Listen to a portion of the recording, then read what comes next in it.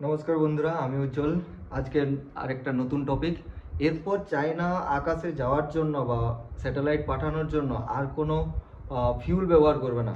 এটা হচ্ছে সব থেকে আজকের বড় টপিক, যে চায়না এরপর যে স্যাটেলাইট ছাড়বে রকেটের মধ্যে, সেই রকেটে আর কোনো ফিউলের কোনো দরকার নেই।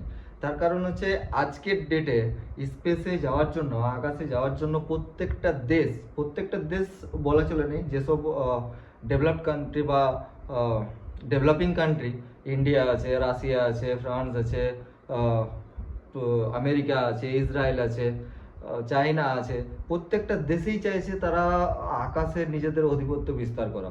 তো এই আকাশে যাওয়ার জন্য আজকের যে রেস, আকাশে যাওয়ার জন্য অনেক দেশ তো আকাশে যাওয়ার স্বপ্নটাই ভাবে নেই যে আমরা একটা কোনো স্যাটেলাইট আকাশে পৌঁছাবো। তারা স্যাটেলাইট তৈরি করে ঠিকই, কিন্তু তৈরি করার পর তারা কোনো একটা দেশের কাছে যায়, হয় আমেরিকা, চায়না, রাশিয়া, ইন্ডিয়া, এইসব দেশের কাছে গিয়ে তারা রকেট লঞ্চার দিয়ে তাদের নিজেদের স্যাটেলাইট লঞ্চ করে। এমনকি একটা সময় ভারতবর্ষও ছিল যে আমেরিকার নাসাতে গিয়ে তারা নিজেদের স্যাটেলাইট লঞ্চ করেছে। তো এটা আজকের ডেটে সব থেকে বড় একটা যে চ্যালেঞ্জ আছে, বা স্যাটেলাইট পৌঁছানোর একটা সব থেকে যেটা বড় চ্যালেঞ্জ, সেটা হচ্ছে যে ইন্ডিয়ার কাছে যে পিএসএলভি বা এসএসএলভি যে রকেট লঞ্চার আছে, সেই রকেট লঞ্চারটা উপরে যায়। ইন্ডিয়ার যে লঞ্চারটা সেটা নিচে আসে না, সেটা হচ্ছে উপরে ডেব্রিস ধ্বংস হয়ে যায়। এরপর এই যদি এই ছবিটা দেখেন, এই ছবিটাতে বোঝা যাচ্ছে যে ভালোভাবে বুঝতে পারছেন যে আকাশে যাওয়ার জন্য যে এই উপরে অংশটা আছে, সেইখানে উপরের অংশটাতে আপনি যে স্যাটেলাইট রাখুন, চাই যে কোনো কিছু রাখুন, এবং নিচে যে এই অংশটা যে আছে, যেখান থেকে আগুন বেরোচ্ছে, যেখান থেকে ফিউল নিজের প্রসেসে ইঞ্জিন চালু হচ্ছে, সেই জায়গাটাই হচ্ছে রকেট লঞ্চার।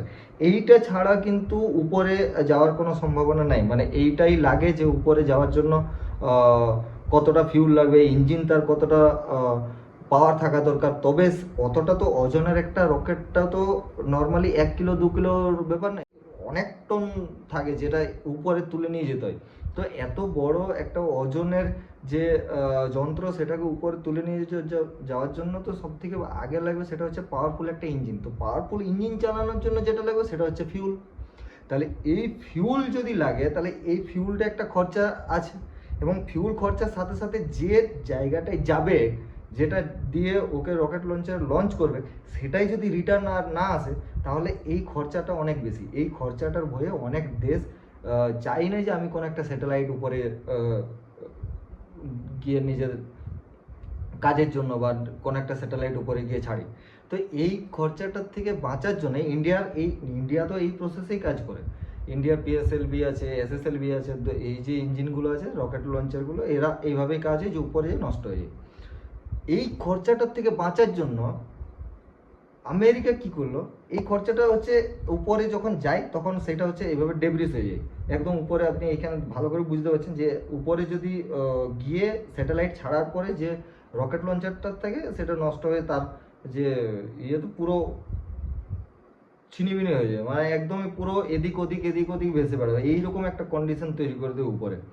ঠিক আছে, এরপরে এই যে রকেট লঞ্চারগুলো যদি না ফিরে আসে, উপরেও তো একটা নষ্ট হওয়ার চান্স। উপরে আকাশটাকে অপরিষ্কার করার তো একটা ব্যাপার আছেই, যে উপরে আকাশটাকে নোংরা থেকে নোংরা নোংরা নোংরা, আর মানুষ আজকে যেভাবে প্লাস্টিক ব্যবহার করছে, একটা সময় আসবে যে আকাশে এই ডেব্রিসেই শুধু ঘুরে বেড়াচ্ছে। তো এই এই দিনটা হয়তো একদিন দেখতে হতে পারে। তো যাকে সেই সব কথা। এরপরে যেটা হচ্ছে যে কিন্তু এইখানে একটা মজার বিষয়, আমেরিকার যে অ্যালন মাস্কের যে কোম্পানি আছে স্পেস এক্স, এই স্পেস এক্স একটা জিনিস করলো। জাস্ট এক সেকেন্ড, সরি, জাস্ট একটা এমার্জেন্সি ফোন আসার জন্য সরি। যেটা হচ্ছে সেটা হচ্ছে স্পেস এক্স, আমেরিকার যে অ্যালন মাস্কের কোম্পানি স্পেস এক্স, এই স্পেস এক্সটা তারা কি করে, তারা একটা রকেট লঞ্চার করেছে, সেটা হচ্ছে যে ফ্যালকন 9। এই ফ্যালকন 9-এর কাজ হচ্ছে যে এই ফ্যালকন 9টা কীভাবে কাজ করে, ফ্যালকন 9টা কাজ করে যে এটা উপরে যায় একদম, যেভাবে এইখানে রকেট লঞ্চার হচ্ছে, সেই রকেট লঞ্চার যেভাবে উপরে আকাশে যায়, সেভাবে আকাশে যাওয়ার পরে এইটা যখন স্পেসে গিয়ে নিয়ে যে স্যাটেলাইট আছে বা যেটাই সে প্যালটের মধ্যে যাই কিছুই রাখুক না কেন, সেই প্যালটটাকে তারা ওইখানে ছাড়ায় এবং সেটা আবার নিচে আসে, এবং নিচে আসার সময় সে যখন একটা পৃথিবীর আকর্ষণের মধ্যে আসে তার গতিবেগ বেড়ে যায়, এবং সেই গতিবেগে যদি ওটা মনে করুন যে একটা গতিবেগ পুরো স্পিডে ড্রাম করে এসে নিয়ে কি বলে পৃথিবীর উপর পড়ছে, তো সেটা তো আবার একটা ক্ষতি করে, আরও তো ধ্বংস করে দেয়। তো এই যে এটা থেকে বাঁচার জন্য এটা কি করেছে, ওদের একটা নিচে আরেকটা ইঞ্জিন রেখেছে, যে ইঞ্জিনটা ব্যাকআপ ইঞ্জিন, সেটা হচ্ছে উপরে পেলোডটাকে ছাড়ার পরে নিচে যখন আবার চলে আসে এবং পৃথিবীর কাছাকাছি আসার সময় সেই ইঞ্জিনটা অ্যাক্টিভ হয়ে যায়। সেই ইঞ্জিনটা অ্যাক্টিভ হয়ে আবার যখন সে ফোর্স একটা দেয়, ফোর্সটা দিয়ে আবার উপরের দিকে যাওয়ার চেষ্টা করে, তাহলে একটা গতিবেগে নিচে নামছিল, একটা গতিবেগ আবার উপর দিকে যাওয়ার চেষ্টা করছে, তখন তার গতিবেগটা অটোমেটিকলি স্লো হয়ে যায়, এবং স্লো হয়ে ধীরে ধীরে ধীরে ধীরে একদম পৃথিবীতে একদম ল্যান্ড করে যায়। তো এই যে ল্যান্ড করার পদ্ধতি, এই পদ্ধতিটাকে কাজে লাগিয়ে আমেরিকা একটা খরচা অনেক কম করলো। তার কারণ হচ্ছে তার কাছে ফ্যালকন 9 আছে, ফ্যালকন 9 আকাশে যাচ্ছে, আকাশে গিয়ে প্যালোড বা স্যাটেলাইট সে সেখান থেকে ডিটাচ করছে, ডিটাচ করার পর যখন সে আবার রিটার্ন চলে আসে, রিটার্ন এসে সেটা নষ্ট হচ্ছে না। এটা নয় যে কোনো সমুদ্রে গিয়ে পড়লো বা উপরে আবার ডেব্রিস হয়ে থেকে গেল, সে না হয়ে একদম পুরো নিচে পৃথিবীতে আবার ল্যান্ড করে যাচ্ছে, সেইটাকে আবার সে রিইউজ করছে। তো এই ফ্যালকন 9টা 2017 থেকে কাজ করছে, 2017 থেকে প্রায় আজকে 25 বারেরও বেশি, 2026 পর্যন্ত 25 বারেরও বেশি উপরে আকাশে গেছে, আকাশে গিয়ে নিজে স্যাটেলাইট ছেড়েছে, আবার নিচে ল্যান্ড করেছে, আবার সেটা রিইউজ হচ্ছে। তো এইটা হচ্ছে ফ্যালকনের। কিন্তু এরপরে এই খরচার থেকে বাঁচার থেকে চায়না বলছে না, আমার ফিউলও লাগবে না, আমার ওই স্যাটেলাইটও বারবার আসা যাওয়া হবে, সব কিছু হবে, কিন্তু ফিউলের কোনো দরকার নেই। আজকে আমার ফিউল যদি না লাগে, ডেব্রিজ যদি না হয়, তাহলে আমার এত কিছুর থেকে খরচা আমার বাঁচার একটা চান্স আছে। তো আমেরিকা শুনে এখন আমেরিকা যে এই ক্লেমটা করেছে যে আমরা যে কোনো একটা মাধ্যমে আমরা ফিউলও লাগবে নাই এবং আমরা আমাদের নিজেদের রকেট স্যাটেলাইট এগুলো সব লঞ্চ করতে পারো, সেটাতে ইন্ডিয়া আমেরিকা সবার ঘুম একদম নষ্ট করে দিয়েছে। তার কারণ হচ্ছে এইটা যদি হয়, আজকে ভেবে দেখুন যে তার কাছে তাহলে কি সে কি দিয়ে যাবে, সে কি ব্যাটারি নিয়ে একটা করবে যাওয়ার জন্য? তো চায়না বলছে যে না, ব্যাটারি তো আমাদের লাগবে না, ব্যাটারির সাথে আমাদের ইলেকট্রিক লাগবে এবং ইলেকট্রিক দিয়ে আমরা চলে যাবো। তাহলে প্রশ্ন হচ্ছে যে ইলেকট্রিকে যদি তুমি যাও, তাহলে কি অত দূর পর্যন্ত একটা তুমি ইলেকট্রিকের তার আকাশ পর্যন্ত তুমি কি একটা ইলেকট্রিকের তারই করবে?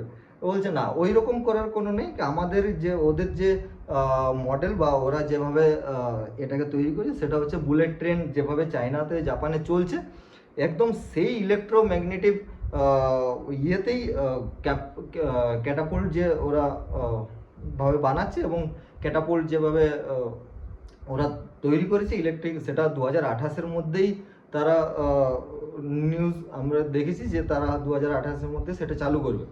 তো এই যে ক্যাটাপোল্ট, এটা কিভাবে ইলেকট্রোম্যাগনেটিক ক্যাটাপোল্টে যদি কিভাবে কাজ করে, সেইটাই হচ্ছে সব থেকে বড় খবর। ইলেকট্রোম্যাগনেটিক যে ক্যাটাপোল্ট আছে, সেই ইলেকট্রোম্যাগনেটিক ক্যাটাপোল্ট যদি কাজটা ঠিকঠাক করে করতে পারে, তাহলে প্রত্যেকটা দেশ চলে যাবে চায়নার কাছে যে আমার স্যাটেলাইটটা ছেড়ে দিন। তাহলে তার কাছে তো খরচা কমে যাবে। খরচা কমার কারণ হচ্ছে তার কোনো ফিউল লাগছে না, তার স্যাটেলাইট যে লঞ্চার আছে সেই স্যাটেলাইট লঞ্চার নষ্ট হচ্ছে না, সে একবার গেল আবার চলে এলো, একটা বাস রুটের মতন। মানে একবার ভাবে দেখুন যে আপনি হয়তো কোনো একটা জায়গায় যাওয়ার চেষ্টা করছেন বা কোনো একটা জায়গায় যাবেন, সেই জায়গাতে গিয়ে আপনার আর আসার কোনো অপশান নেই, ঠিক আছে? তো আপনি কোন পরিস্থিতিতে পড়বেন? ঠিক সেই রকমটাই যদি এইখানে ঘটনা, যে পিএসএলভি বা এসএসএলভি যেভাবে আকাশে যাচ্ছে, তারপর আর সে রিটার্ন আসছে না। তো এই যে জায়গাটা, এটা হচ্ছে একটা অতিরিক্ত মাত্রায় খরচা, কারণ সেটা বারবার তৈরি করা, সেটাকে আবার করা, সেইটাকে বাঁচার জন্য আমেরিকা এখন চায়না সেটাকে আরও খরচা কমালো। কারণ আমরা তো জানি যে চায়না একমাত্র একটা দেশ আছে যারা সবসময় টার্গেট হয় যে আমরা ইনকাম করবো, তো 10 পয়সা থেকে যদি একটা কোনো ছোট চকলেটের রোজগার করি, যে 10 পয়সা রোজগার আছে, তো আমি হিউজ পরিমাণে সেটা বিক্রি করব, তাহলে আমার বেশি টাকা রোজগার হবে। এই যে টেন্ডেন্সি, এটা চায়নার এখনও আমরা বুঝতে পারছি যে চায়না রকেট লঞ্চারটা কম টাকার মধ্যে সে প্রত্যেকটা দেশকে যদি বলে যে আপনি সাপোজ ধরুন যে ইন্ডিয়াতে একটা রকেট লঞ্চ করতে গেলে 100 টাকা লাগে, ঠিক আছে, কারণ তার ইঞ্জিন ফিঞ্জিন সব কিছু নষ্ট হয়ে যাচ্ছে। এখন সেইটা চাই আমেরিকার স্পেস এক্স এলন মাস্ক কী করলো যে না, আপনি আসুন, আমি এমন একটা লঞ্চার তৈরি করেছি যেটা 50 টাকায় খরচা হয়ে যাবে। 50 টাকা খরচা দিয়ে আপনি আপনার স্যাটেলাইটটা ছাড়তে পারেন। কারণ তার কাছে ইঞ্জিনটাই শুধু লাগছে বা ফিউলটাই শুধু লাগছে, যে রকেট লঞ্চারটা আছে সেটা নষ্ট হচ্ছে না, সেটা চলে আসছে। চায়না এখন যদি এটা সাকসেস করে, আর চায়না যদি এটা কমপ্লিট করে দেয় 2028-এর মধ্যে, তাহলে কিন্তু অবস্থা সবার খারাপ করে দেবে। সে 10 টাকা দিয়ে বলবে যে আমি 10 টাকায় লঞ্চ করে দেবো, স্যাটেলাইট লঞ্চ করে দেবো 10 টাকায়। তাহলে এই খরচাটাকে এইখানে নিয়ে আসা চায়নার কাছে চ্যালেঞ্জ তো অবশ্যই চায়নার কাছে, কিন্তু প্রত্যেকের কাছে একটা ভাবার বিষয় যে আজকে চায়না কোন লেভেলে ডেভেলপ করছে, কোন লেভেলে তারা সেই জায়গাটায় পৌঁছাচ্ছে। কারণ এইটা যদি চায়না সাকসেস করতে পারে, সাকসেস করার পরে কোনো দেশ কিন্তু আর ইন্ডিয়ার কাছে আসার চান্স কমে যাবে, যে কোনো একটা স্যাটেলাইট আকাশে ছাড়ার জন্য আমেরিকার কাছে কমে যাবে। চায়না নিজের মার্কেট তৈরি করে নেবে। এটা তো শুধু মার্কেটের ক্ষেত্রে নয় যে এই জায়গাটা একটা নিজেদের, এটা তো একটা সাকসেস।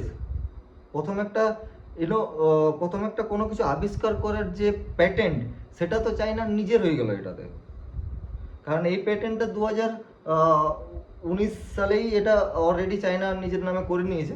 একজন সায়েন্টিস্ট ছিল, তা সে এই জায়গাটায় ক্যাটাপুল্ট, ইলেকট্রোম্যাগনেটিক ক্যাটাপুল্ট দিয়ে যে প্লেন বা তাদের একটা যুদ্ধজাহাজের থেকে তাদের বিমানগুলো ছাড়া, বা যুদ্ধপথ মানে যুদ্ধজাহাজের উপর যে যুদ্ধ বিমানগুলো আছে সেগুলোকে ছাড়ার 2019-এই তারা ছেড়েছিল, এবং সেটা প্যাটেন্টটা জমা নিজেদের নামে করে যে আমরা এই প্যাটেন্টটা, তো অতএব এইটার যাই, কারণ এটা নিয়ে রাশিয়াও কাজ করছে। রাশিয়াও চাই যে ইলেকট্রোম্যাগনেটিক যে ক্যাটাপুল্ট আছে এইরকম প্রসেসে সে স্পেসে গিয়ে কোনো একটা জায়গাতে বা স্পেস যে স্টেশনগুলো রয়েছে সেইখানে কোনো জিনিস দরকার পৌঁছানো, কোনো সামান পৌঁছানো, বা কোনো সায়েন্টিস্টকে উপরে নিয়ে যাওয়া বা নিয়ে আসা, এই প্রসেসটা করার জন্য ইসরায়েলও কাজ করছে। প্রত্যেকটা দেশেই করছে, এটা নয় যে করছে না। আজকে ইন্ডিয়া কি করছে সেটাও একটা আজকে আমরা দেখবো যে ইন্ডিয়ার কোন জায়গাতে কি করছে, ইন্ডিয়ার কোন প্রসেসে আছে, কোন জায়গাতে দাঁড়িয়ে আছে আজকের ডেটে, আমরা স্পেসে কতটা এগিয়ে আছি, আমাদের কি কীরকম ইঞ্জিন তৈরি হলো, বা কি রকেট লঞ্চার তৈরি হয়েছে, আমরা কোন কোন রকেট উপরে পাঠানোর কথা ভাবছি, কোন কোন স্যাটেলাইট ছাড়ার কথা ভাবছি, এইসব নিয়ে আলোচনা করব।